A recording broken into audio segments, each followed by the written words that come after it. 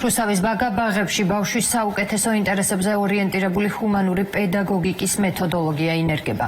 პროექტი რუსთავის მერის ინიციატივით უკვე 1 წელია ხორციელდება. ამ დროისთვის ცნობილი მეცნიერი შალვა ამონაშვილის აკადემიაში ტრენინგი რუსთავის ბაგა-ბაღების 600-ზე მეტმა თანამშრომელმა გაიარა.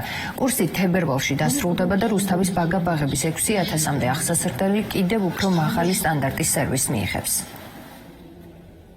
ასეთი პროექტი ჩვენს ცხოვრებაში პირველია, როცა მთელი ქალაქი და ქალაქის სკოლამდე აზრდაცებულები ექვემდებარებიან გადამზადებას.